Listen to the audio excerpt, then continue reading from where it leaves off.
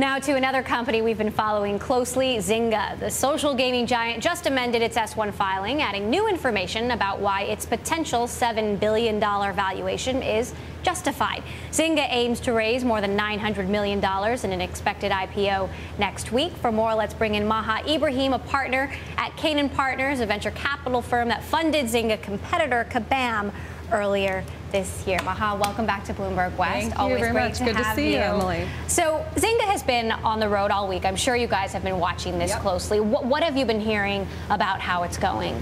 I've been hearing nothing but positive things. Of course, you're seeing in the news because, you know, Mark Pincus and others can't really respond to any rumors, but you're hearing some negative stuff around user growth flattening and around, you know, things around the option take back, if you want to call it.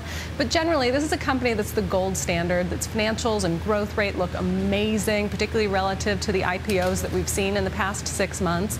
So I have nothing but high hopes for this public offering. That said, it is an unproven business model as a public company, right? No.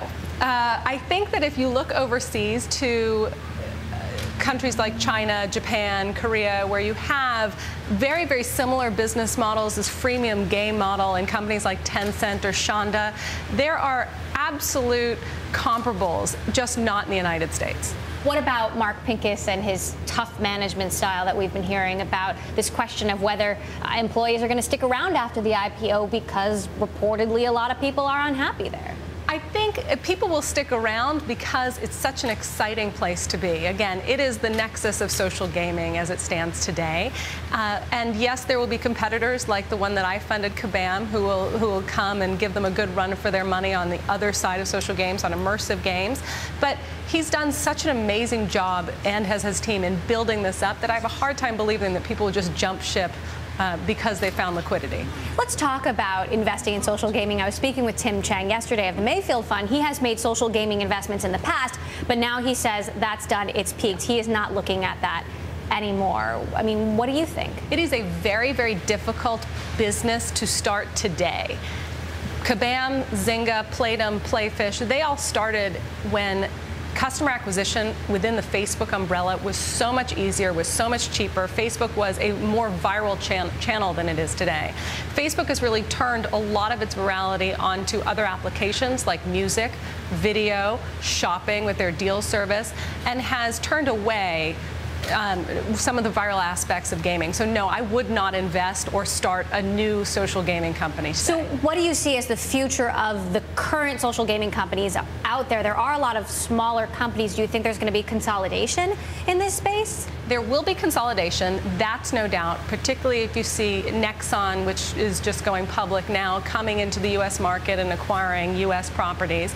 And also, you'll see some of the existing properties like Kabam or Zynga really try and move off the Facebook platform onto international publishing platforms, onto Google+, onto Chrome, onto Android, mobile environments. And so they're looking to expand in a big, big way in 2012. Primarily off of Facebook. How optimistic are you about the Google Plus platform? I think it's been an experiment. It hasn't been a particularly successful experiment, and that's fine. I'm not sure that Google had a ton of aspirations for it, but just to make their existing platform with their new Chrome implementations more social.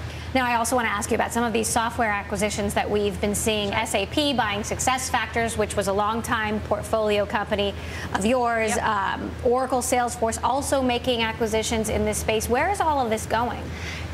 You have the software space has been very, very acquisitive over the past 10, 20 years. And largely over the last few years, you've seen only a few companies really be acquisitive. Oracle, in buying even the big guys like a Siebel or a PeopleSoft or IBM.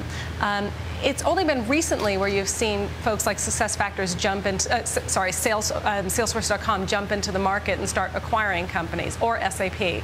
I want to see that continue. I think as those guys move more aggressively into SaaS-based and cloud-based businesses, you'll absolutely see the pace of their acquisitions pick up. But what does it have to say about their own traditional software business models? I mean, is that a thing of the past? Hopefully. I mean, there's no reason to have client-server software anymore. There's no reason to bring in large Ernst & Young or large integration firms in for years to help you implement your software amongst your employee base. The employees don't want it, the CIOs don't want it, it's too costly. They just need to shift business models, and they all realize that. I mean, this has been in the makings for many, many years. What about the potential, though, for some of these acquisitions to backfire? Because there's so much competition, everybody's, trying to cover their bases. You see, I mean, it's a slightly different situation, but HP bought Palm last year. It hasn't really amounted to anything. Yeah, Palm is a different story entirely because Palm was just really revolutionizing itself and turning a huge corner with the implementation and the advent of WebOS and the Palm Pre. That to me is a different story entirely. But certainly whenever you make large multi-billion-dollar acquisitions, there is a huge amount of risk there, not only in the people leaving, but just the technology getting stale and ultimately the sales not living up to the premium that you pay. We will closely be looking at how these companies get integrated. Maha Ibrahim of Canaan Partners, thanks for joining us here on Bloomberg West.